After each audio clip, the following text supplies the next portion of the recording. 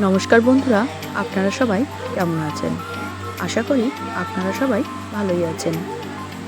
আজ সকালবেলা আমি ব্রেকফাস্ট বানাবো, তার জন্য চলে এসেছি রান্নাঘরে রান্না করতে।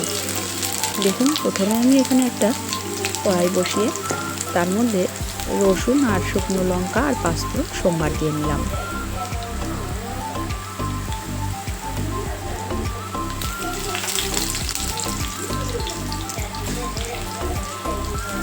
রসুনগুলোকে আমি একটু লাল লাল করে ভেজে নেব। আর এদিকে দেখুন, আমি কুমড়ো আর আলু কেটে নিয়েছি।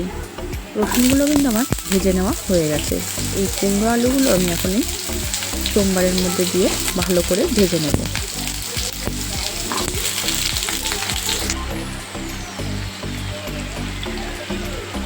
কুমড়ো আলু সব দেওয়া হয়ে গেল। এরপর আমি দিয়ে দিলাম কেটে নেওয়া টমেটো। তারপর দিয়ে দেবো লবণ, আর দিয়ে দেবো শুকনো লঙ্কার গুঁড়ো।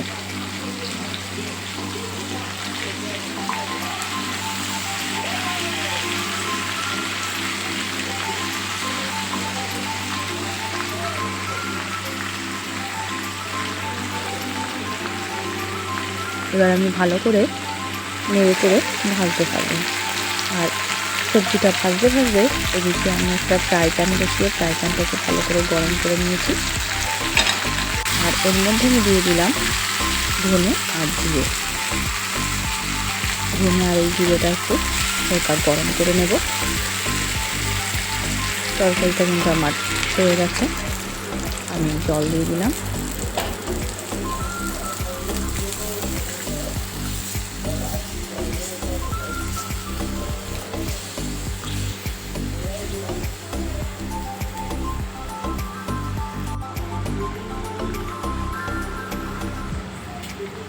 যেহেতু এটা আমি রুটি দিয়ে সার্ভ করব, সেই জন্য আমি এখানে একটু চিনি ব্যবহার করলাম। কারণ রুটির সাথে তরকারিটা যদি একটু মিষ্টি না হয় তাহলে কিন্তু খেতে ভালো লাগে না। সেই জন্য আমি এখানে একটু চিনি দিয়ে দিলাম, যাতে মিষ্টি মিষ্টি হয় তরকারিটা খেতে। তরকারিটা খেতে মিষ্টি হলে রুটিটা খেতে কিন্তু ভালোই লাগবে। তারপর দেখুন, আমি এখানে দিয়ে দিচ্ছি একটু বাদাম গুঁড়ো করে নিয়েছিলাম। সেই বাদামটা, গুঁড়ো করে নেওয়া বাদামটা দিয়ে দিলাম।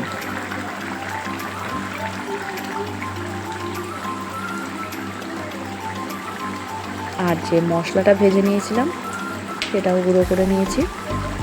এই ভাজা মশলাটাও দিয়ে দিলাম এর মধ্যে। কারণ আমার তরকারিটা প্রায় হয়ে গেছে, এই জন্য নামানোর আগে আমি বাদাম আর ভাজা মশলার গুঁড়োটা দিয়ে নামিয়ে নেব।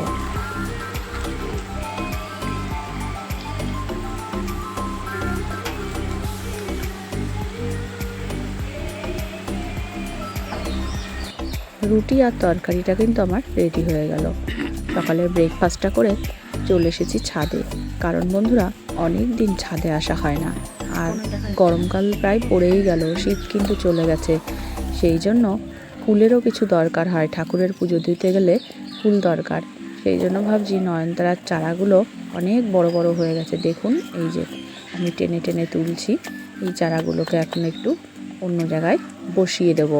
কারণ এখন যদি আমি অন্য জায়গায় না বসাই, এরপর আর ফুল পাবো না। সেই জন্য এই বড় বড় চারাগুলোকে আমি টেনে তুলে নিচ্ছি অন্য জায়গায় বসাবো বলে।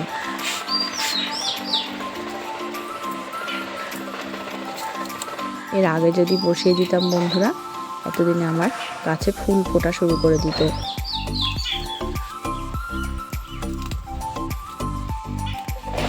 এতদিন আমি বসাইনি। আমার শরীরটা খুব খারাপ বন্ধুরা। যাই হোক, এখনও কিন্তু শরীরটা ঠিক হয়নি। কারণ আমার ভয়েসটা শুনে আপনারা ভালোই বুঝতে পারছেন, কাশি কমেনি এখনও, প্রচণ্ড কাশি। তবুও ভাবলাম নয়নতারার ফুলের চারাগুলো তুলে একটু অন্য জায়গায় বসিয়ে দিতে, তাহলে ফুল চলে আসবে তাড়াতাড়ি। সেই জন্য বন্ধুরা কষ্ট করে আমি ছাদে চলে এসেছি। এসে নয়নতারার গাছগুলোকে এখন টেনে তুলব। তুলে আমি অন্য জায়গায় বসিয়ে দেবো পুজোর ফুলের জন্য। এরপর বসালে আর ফুল পাওয়া যাবে না। দেখুন আমি এখানে একটা বস্তা নিয়ে নিয়েছি। এই বস্তার মধ্যে আগে থেকেই মাটি তৈরি করে রেখে দিয়েছিলাম। আর যেহেতু একটু বড় বড় গাছ, সেই জন্য আমি একটু বড় একটা গ্রো ব্যাগ তৈরি করে নিয়েছি। তার মধ্যেই আমি এখন এই নয়নতারা গাছগুলো সব পুঁতে দেবো। আর বন্ধুরা, আগে আমি নয়নতারা গাছগুলো ছোট ছোট টবের মধ্যে করে লাগিয়ে রাখতাম, কিন্তু আমি দেখেছি নয়নতারা গাছগুলো যখন আমি টবে লাগাতাম জল দিতে একটু টাইম লাগে। আর যেহেতু অনেকগুলো টব, সেই জন্য জল দিতে অনেকটা টাইম লাগে। তাই আমি একটা চিন্তা করলাম যে আমি যদি এরকম একটা বস্তার মধ্যে অনেকগুলো গাছ লাগিয়ে রাখি, তাহলে এক জায়গাতে জল দিলেই আমার হয়ে যাবে। সেই জন্য আমি এবার এরকম একটা বস্তা তৈরি করে নিয়েছি, গ্রো ব্যাগ। এবার এর মধ্যেই সমস্ত চারাগুলো লাগিয়ে দেবো, আর আমার এক জায়গাতেই জল দিলে হয়ে যাবে। কারণ একটা টাইমের ব্যাপার, ওই জন্য আমি সময়ও পাবো না। সেই জন্য আমি এখন বস্তাই ব্যবহার করছি। আগে আমি টবে লাগিয়েছি, কিন্তু টবে লাগালে অনেকটা টাইম লাগে সব টবগুলোতে জল দিতে। সেই জন্য আমি বস্তায় লাগিয়ে রাখলাম, এক জায়গাতে জল দিলেই আমার হয়ে যাবে।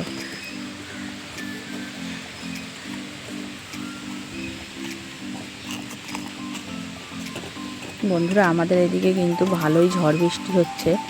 আপনাদের ওদিকে হচ্ছে কি না আমাকে জানাবেন। গতকাল সন্ধ্যার সময় কিন্তু ভালোই ঝড় বৃষ্টি হয়েছে, এবং তার আগের দিনও সন্ধ্যায় ভালোই ঝড় বৃষ্টি হয়েছে।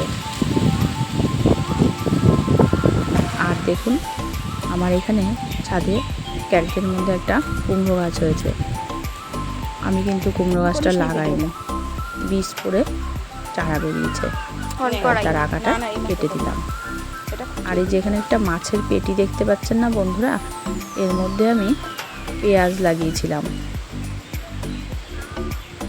তাই পেঁয়াজগুলো দেখলাম অনেক বড় বড় হয়ে গেছে। তো আমার মেয়ে বলছে আমি তুলবো মা। তো আমি ওদের একটু, যেহেতু মনে খুব আনন্দ হয়েছে পেঁয়াজগুলো দেখে, সেই জন্য বললাম যে ঠিক আছে তাহলে তুই তোল, আমাকে তুলতেও দেবে না। বলছে না মা আমি তুলবো, তুমি ভিডিও করো আমি তুলবো। তাই আমিও ভিডিও করছি আর ও তুলছে। দেখো বন্ধুরা, আমি ভাবতেও পারিনি যে এত বড় বড় পেঁয়াজগুলো হবে। আমি কিন্তু এমনিই লাগিয়েছিলাম শখ করে, তা ভাবতে পারিনি যে এত বড় বড় পেঁয়াজ পাবো। আমার মেয়েও কিন্তু খুব খুশি হয়ে গেছে পেঁয়াজ দেখে। ও বলছে মা এত বড় বড় পেঁয়াজ হবে। আমি কিন্তু ভাবতেও পারিনি। বন্ধুরা, এই পেটিটার মধ্যে আমি একটু ফাঁকা ফাঁকা করে লাগিয়েছিলাম বলে পেঁয়াজগুলো একটু বড় বড় হয়েছে। কিন্তু আমি আরেকটা বস্তার মধ্যে পেঁয়াজ লাগিয়েছি, সেই বস্তার পেঁয়াজগুলো কিন্তু বাড়েনি। কারণ বস্তার মধ্যে পেঁয়াজগুলো একদম ছোট ছোট হয়ে আছে, অনেক লাগিয়েছিলাম এক জায়গায়, সেই জন্য বস্তার পেঁয়াজগুলো বাড়তে পারেনি। আর এখানে আমি একটু ফাঁকা ফাঁকা করে লাগিয়েছিলাম বলে পেঁয়াজগুলো বড় হয়েছে। বস্তার পেঁয়াজগুলো আপনাদের সঙ্গে শেয়ার করব। এইটা তুলে নিই, তারপর বস্তার পেঁয়াজগুলো দেখাচ্ছি। বন্ধুরা, মাটিতে লাগানো তো বোঝা যাচ্ছে না, পেঁয়াজের গাছগুলো খুঁজে খুঁজে বের করে তবেই টেনে টেনে তুলতে হচ্ছে। তা না হলে কিন্তু বোঝা যাচ্ছে না যে পেঁয়াজ গাছ কোথায় লাগানো। পেঁয়াজের গাছগুলো দেখে দেখে চিনে তারপরে গোড়া ধরে ধরে টেনে তুলতে হচ্ছে। ধূপগুলো টেনে তুলে দেয় আস্তে আস্তে, এটা না। আর এই পেটিটার মধ্যে লাগানো আছে আমার একটা বোম্বাই লঙ্কা গাছ। টান দিয়ে ধূপগুলো উঠে যাবে।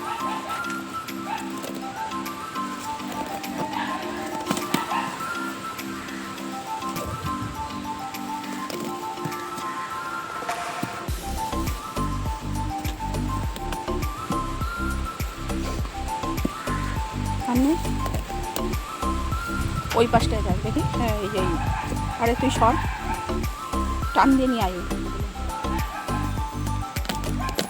মেয়েকে বললাম এর মধ্যে অনেক ধূপ হয়েছে, তুই একটু টেনে তুলে দে। তাই ও ধূপগুলো একটু টেনে টেনে তুলে দিচ্ছে। ও আর খুঁজে পাচ্ছে না। আমি বললাম দেখ এই সাইডের দিকে আছে।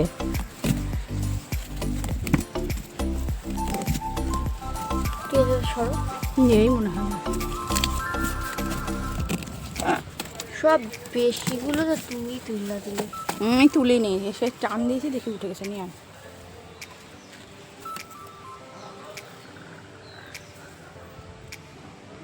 চল এই যে দেখুন বন্ধুরা কতগুলো পেঁয়াজ আমি তুলে ওই নিয়েছি। পাশে নিয়ে যা।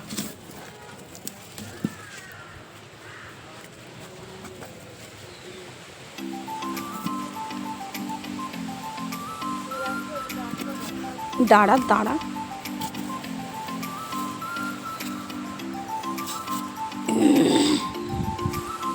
বন্ধুরা আপনাদের পেঁয়াজগুলো দেখে কেমন লাগলো অবশ্যই আমাকে জানাবেন।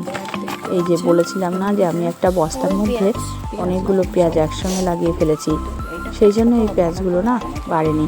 তো চলুন দেখুন এই যে সেই বস্তা, এক জায়গায় রাখ। বস্তা দিয়ে এই যে টেনে টেনে এখন তুলবো পেঁয়াজগুলো, কিন্তু এই পেঁয়াজগুলো বড় হয়নি।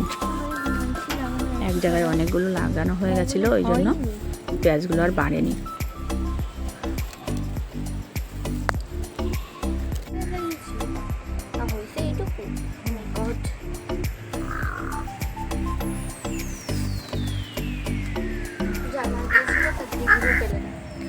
মেয়ে বলছে মা আমি এই পেঁয়াজের গাছগুলোকে এখান থেকে কেটে পরিষ্কার করে নিচে নিয়ে যাই।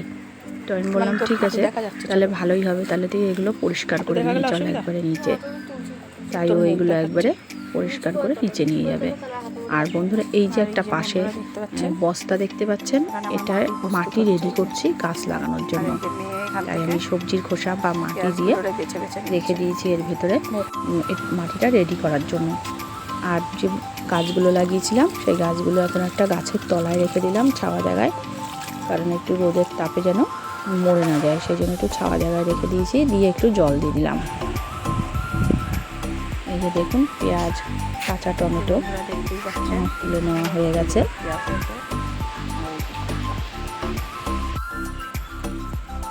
আর দেখুন বন্ধুরা এই যে এই টবটার মধ্যে একটা ধূপটা গাছ হয়েছিল, সেই ধূপটা গাছটাকে আমি তুলে এখন একটা বস্তার মধ্যে লাগিয়ে দেবো।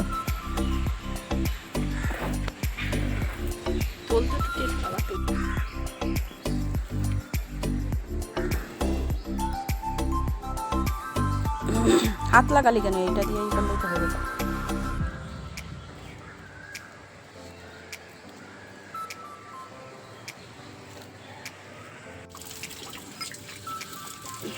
ভালো করে হাত ধো।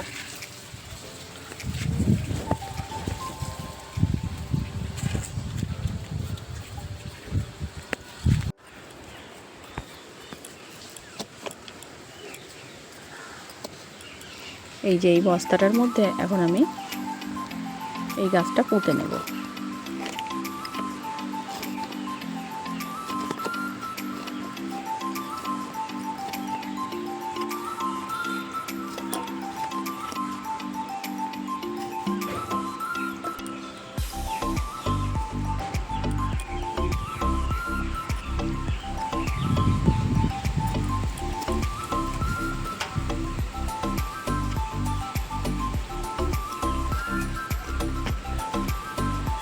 বন্ধুরা এই গাছটা একটু বড় হয়ে গেছে, সেই জন্য ওই টবের মধ্যে আর রাখলাম না, এখানে একটু বড় জায়গায় টব গাছটাকে দিয়ে দিলাম। আর এই গ্রো ব্যাগটার মধ্যে বন্ধুরা আদা লাগিয়েছিলাম, আদাটা ঠিক টাইম মতন তোলা হয়নি বলে আদাটা কিন্তু অনেকটা নষ্ট হয়ে গেছে। তাই মেয়েকে বললাম তুই একটু দেখ তো তুলতে পারিস কি না, কারণ আমার শরীরটা খুব খারাপ, আমি পারছি না বলে মেয়ে বলল দাঁড়াও মা আমি তুলে দিচ্ছি আদাটা। তাই মেয়ে আদাটা তুলছে, দেখুন কেমন শক্ত হয়ে গেছে, জল টল দেওয়া হয়নি, আদাটা অনেকটা নষ্টও হয়ে গেছে, কারণ আমি টাইম মতন আদাটা তুলিনি বলে। সব মাটি ফেলতে হবে না, তুলতে পারছে না, মাটিটা শক্ত হয়ে গেছে, সেই জন্য আমি বললাম এই প্লাস্টিকটার উপর মাটিটাকে ঢেলে নে। দেখি এইটা দিয়ে খোঁড়া।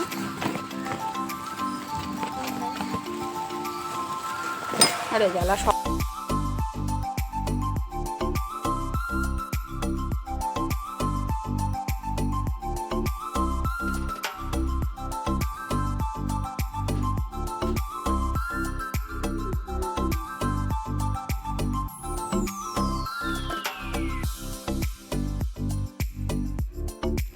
এই যে বন্ধুরা দেখুন, এই যে কতটা আদা বেরিয়েছে।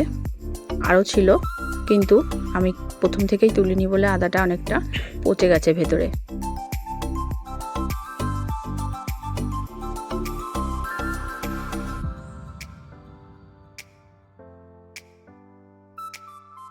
এই যে দেখুন কতটা আদা বেরিয়েছে। আর এগুলোও কিন্তু আমার গাছের সেচি শাক। টবের মধ্যে অনেক সেচি শাক হয়েছিল, সেগুলো তুলে নিলাম। আর এখন এগুলোকে আমি বসে বেছে নেব। বন্ধুরা একটু রোদে ছিল বলে শাকগুলো সব নেতিয়ে গেছে।